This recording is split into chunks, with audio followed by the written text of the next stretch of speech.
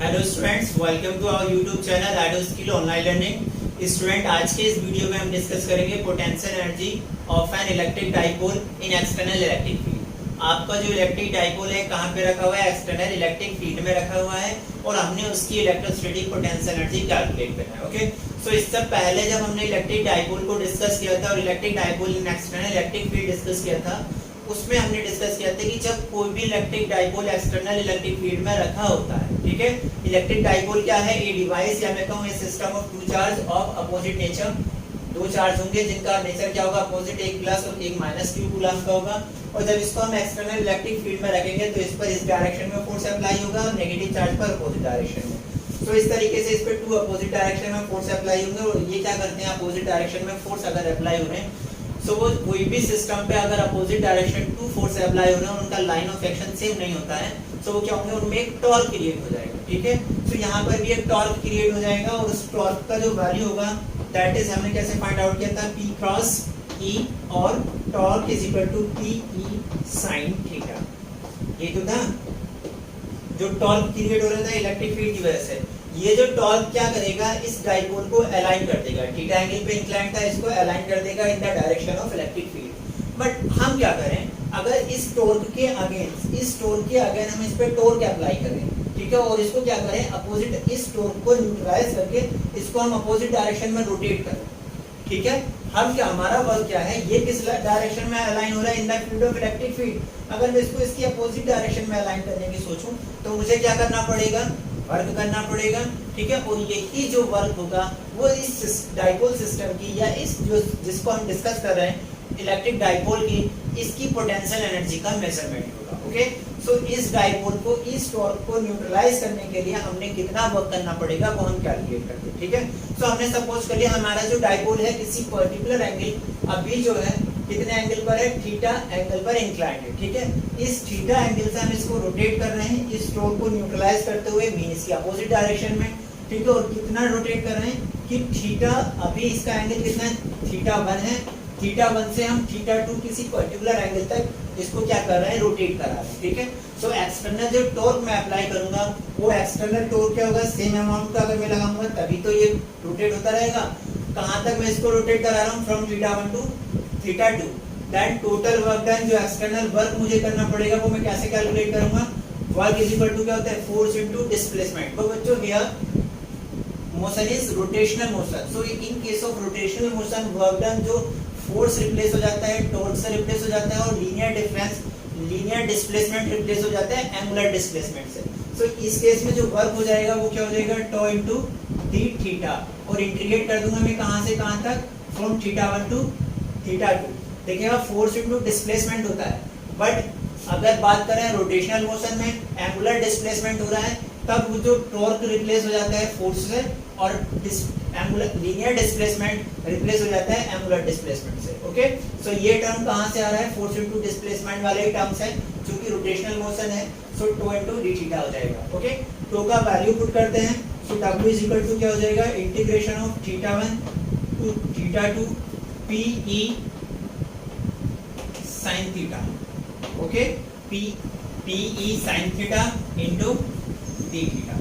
Okay, आगे solve करते हैं। देखिएगा P क्या है? कोई भी डाइपोल है तो उसका, उस डाइपोल अगर आपको गिवन है तो उसके बीच का लेंथ भी फिक्स होगा और Q का वैल्यू भी फिक्स रहेगा। Mean for a given dipole उसका जो डाइपोल मोमेंट है कांस्टेंट रहेगा और जो इलेक्ट्रिक फील्ड हम अप्लाई कर रहे हैं वो भी हमने कांस्टेंट इलेक्ट्रिक फील्ड अप्लाई किया है। सो PE कांस्टेंट हो जाएंगे, इसको इंटीग्रेशन से बाहर निकाल लेते हैं। सो ये क्या हो जाएगा? PE integration of theta 1 to theta 2 sin theta into d theta. Okay, आगे इंटीग्रेट करते हैं। हमें पता है sin थीटा का इंटीग्रेशन क्या होता है? Minus cos theta. तो इसको इंटीग्रेट कर देते हैं। देन वर्क डन क्या हो जाएगा? PE cos theta sin theta का इंटीग्रेशन क्या हो जाएगा? Minus cos theta. Limit put कर देंगे थीटा 1 टू थीटा 2। ओके, जब लिमिट पुट करते हैं पहले अपर लिमिट पुट करते हैं फिर लोअर लिमिट पुट करते हैं। सो लिमिट भी पुट कर देते हैं। देन वर्क डन क्या हो जाएगा? Work done W is equal to हो जाएगा PE minus of cos of theta 2, minus फॉर्मूले का आता है और माइनस ये ऑलरेडी है तो ये माइनस माइनस क्या हो जाएगा? Plus cos of theta 1। Okay, और इसको हम ऐसे भी लिख सकते हैं W is equal to PE cos of theta 1 minus cos of theta 2। This is the amount of potential energy. यही जो वर्क हम कर रहे हैं यही पोटेंशियल एनर्जी की फॉर्म में स्टोर हो जाएगा। So potential energy U is equal to क्या हो जाएगा W, और उसका वैल्यू क्या हो जाएगा is given bye cos P E cos of theta 1 minus cos of theta 2। ठीक है, यही जो है इलेक्ट्रोस्टैटिक पोटेंशियल एनर्जी है of an electric dipole in external electric field. Okay, अब इसके कुछ स्पेशल केस है। हम सपोज कर लेते हैं कि थीटा 1 जो है हमारा 0 है, दैट इज थीटा 1 क्या है हमारा पाई बाई 2 है। सपोज कर लेते हैं हमारे पास थीटा 1 कितना है पाई बाई 2 है, मीन पार्ट जो हमारा डाइपोल है इनिशियली क्या रखा है इलेक्ट्रिक फील्ड के परपेंडिकुलर रखा है लाइक दिस। ठीक है, सो इस केस में जो पोटेंशियल एनर्जी हो जाएगी U थीटा 1, या मैं कहूँ जो भी पोटेंशियल एनर्जी हो जाएगी इनिशियली वो कितनी हो जाएगी in this case when theta 1 is equal to pi by 2 it is PE into cos of pi by 2 minus cos of theta 2, और U का वैल्यू हो जाएगा cos पाई बाई 2 का वैल्यू कितना होता है 0, सो ये हो जाएगा माइनस का PE cos ऑफ थीटा 2। ठीक है, अगर बच्चों हम इनिशियली किसी भी सिस्टम की पोटेंशियल एनर्जी को 0 कंसीडर करें, या मैं कहूँ इनिशियल पोजीशन पर इस पोटेंशियल एनर्जी को 0 कंसीडर करें, देन किसी भी एंगल के लिए उसकी जो पोटेंशियल एनर्जी होगी it is given by P is equal to minus PE cos of theta 2। जैसे हम 11th में इंफिनिटी पर क्या करते थे ग्रेविटेशनल पोटेंशियल एनर्जी को 0 कंसीडर करते थे।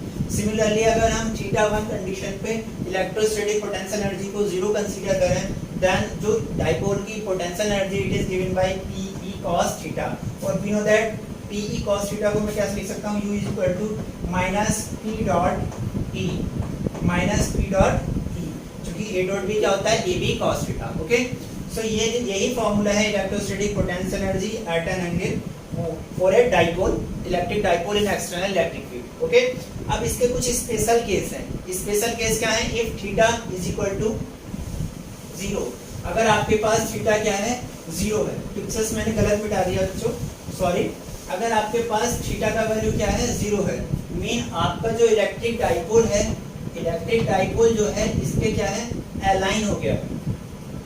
थीटा ये जो थीटा है ये क्या है रिप्रेजेंट कर रहा है angle between dipole and electric field. So ये क्या हो गया है 0 हो गया है, मीन आपका डाइपोल अलाइन है in the direction of electric field. ठीक है, ये जो थीटा था अब कितना हो गया 0, मीन आपका डाइपोल अलाइन हो गया है। सो उस केस में पोटेंशियल एनर्जी U का वैल्यू क्या हो जाएगा, थीटा अगर आपका 0 है तो potential energy U is equal to क्या हो जाएगा माइनस PE इंटू cos 0 का वैल्यू होता है 1, तो क्या हो जाएगा minus P into E। Mean इस केस में जो इलेक्ट्रोस्टैटिक पोटेंशियल एनर्जी होगी वो क्या होगी सबसे कम होगी, लीस्ट वैल्यू होगी। Okay, and it is given bye minus P into E। अगर मैं बात करूं आपका जो इलेक्ट्रिक डाइपोल है वो इलेक्ट्रिक फील्ड के परपेंडिकुलर डायरेक्शन में रखा है, परपेंडिकुलर डायरेक्शन में रखा है लाइक दिस, देन थीटा का वैल्यू क्या हो जाएगा पाई बाई 2। उस केस में थीटा का वैल्यू क्या हो जाएगा पाई बाई 2 लिख देते हैं, 4 theta is equal to pi by 2। Electrostatic potential energy कितनी हो जाएगी minus PE cos pi by 2, और cos पाई बाई 2 की वैल्यू क्या होती है 0, cos 90 की वैल्यू होती है 0, सो ये क्या हो जाएगा minus PE into 0 it mean 0। सो इस केस में जो इलेक्ट्रोस्टैटिक पोटेंशियल एनर्जी होती है सिस्टम की 0 होती है। पोटेंशियल एनर्जी मीन उसका एनर्जी ड्यू टू पोजीशन। सो इस पोजीशन में इलेक्ट्रो डाइपोल के पास कोई भी पोटेंशियल एनर्जी नहीं होती है। ओके, अगर ये इस कंडीशन में है, अगर इलेक्ट्रिक फील्ड के अलाइन हो गया है तो इसकी जो पोटेंशियल एनर्जी नेगेटिव होगी, मीन इस केस में इस पे सबसे कम पोटेंशियल एनर्जी होगा। ओके, और यही क्या होगी इसकी स्टेबल स्टेट होगी। ओके, अभी और हम डिस्कस करेंगे इसमें। अगर मैं बात अब और आगे मैं इसको और कॉन्सेप्ट को क्लियर करूंगा। अगर मैं बात करूं if theta is equal to 180 और पाई, मीन थीटा का वैल्यू कितना है पाई है, तब पोटेंशियल एनर्जी कितनी हो जाएगी माइनस PE इंटू cos 180, और cos 180 का वैल्यू होता है -1, तो उस केस में जो पोटेंशियल एनर्जी हो जाएगी माइनस PE इंटू cos पाई का वैल्यू -1, दैट इज हो जाएगी PE। तो इस केस में सबसे मैक्सिमम पोटेंशियल एनर्जी होगी इलेक्ट्रिक डाइपोल का, और ये केस कब होगा कि आपका जो इलेक्ट्रिक डाइपोल है वो इलेक्ट्रिक फील्ड की डायरेक्शन क्या है ये, और इलेक्ट्रिक डाइपोल इसके अपोजिट डायरेक्शन में रखा है। ठीक है, इसके अगर अपोजिट डायरेक्शन में रखा होगा इलेक्ट्रिक डाइपोल का ये एंड पॉजिटिव और ये नेगेटिव था। ठीक है, ये नेगेटिव था। तो ये अगर पॉजिटिव इलेक्ट्रिक फील्ड की डायरेक्शन में हो गया तब क्या हो जाएगा, इलेक्ट्रिक पोटेंशियल एनर्जी सबसे लीस्ट होगी। अगर ये परपेंडिकुलर हो गया तब क्या हो जाएगी, पोटेंशियल एनर्जी जीरो हो जाएगी। और अगर पॉजिटिव जो है इसके अपोजिट डायरेक्शन में चला गया, मीन ये बैंड होकर के पॉजिटिव आपका इधर आ गया और नेगेटिव इलेक्ट्रिक फील्ड के अपोजिट डायरेक्शन में चला गया, लाइक दिस। ये आपका इलेक्ट्रिक फील्ड रहा, आपका इलेक्ट्रिक डाइपोल पॉजिटिव अपर था और नेगेटिव नीचे है, ठीक है। इसको रोटेट होकर के आपका पॉजिटिव यहाँ आ गया और नेगेटिव यहाँ आ गया, इस तरीके का डाइपोल हो गया, आपका अलाइन हो गया। तब उस केस में जो इसकी पोटेंशियल एनर्जी होगी मैक्सिमम होगी और इसकी potential energy it is given by PE. अब इसकी पोटेंशियल एनर्जी मीन इसकी पोजीशन की वजह से इसमें एनर्जी है, तो इस पोजीशन पे इसमें सबसे मैक्सिमम एनर्जी होगी और सबसे कम जो होगी किस पोजीशन में होगी, जब नेगेटिव पॉजिटिव इलेक्ट्रिक फील्ड की डायरेक्शन में हो और नेगेटिव इलेक्ट्रिक फील्ड के अपोजिट डायरेक्शन में, मीन वो उसी की सेम डायरेक्शन में अलाइन हो जाए। और मैं कह सकता हूं जब theta is equal to 0। Okay, अब अगर मैं सपोज कर लेता हूं कि इलेक्ट्रिक फील्ड की मैंने क्या किया है, इसके पास मैक्सिमम पोटेंशियल एनर्जी है, इलेक्ट्रिक फील्ड की डायरेक्शन में ये अलाइन है।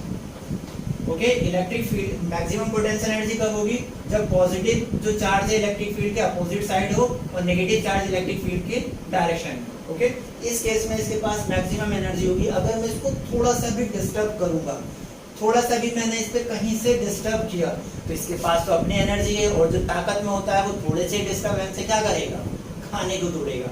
मीन ये एकदम क्या करेगा, रोटेट हो जाएगा, अपनी पूरी पोटेंशियल एनर्जी का यूज करेगा और रोटेट होकर के क्या हो जाएगा, फिर से सेम डायरेक्शन में आ जाएगा और अपनी स्टेबल मिनिमम पोटेंशियल एनर्जी की कंडीशन में आ जाएगा, बेकार में फिर पड़ा रहेगा। अब इस सारी एनर्जी को खत्म कर देगा, फिर क्या होगा, मिनिमम पोटेंशियल एनर्जी की केस में चला जाएगा माइनस पीई और वो रोटेट होकर के लाइक दिस रोटेट होकर के क्या हो जाएगा, फिर इसका पॉजिटिव टर्मिनल यहाँ आ जाएगा और नेगेटिव टर्मिनल सेम हो जाएगा। ओके, सो इस तरीके से इसकी पोजीशन चेंज होने से उसकी पोटेंशियल एनर्जी कैसे चेंज होती है, आई होप बच्चों मैं आपको क्लियरली एक्सप्लेन कर पाया। ओके, कैसे पोटेंशियल एनर्जी इलेक्ट्रिक डाइपोल का डिपेंड करता है उसकी पोजीशन से, दैट मैं उसको आपको एक्सप्लेन किया है। आई होप बच्चों आपको वीडियो अच्छा लगा होगा। Thank you.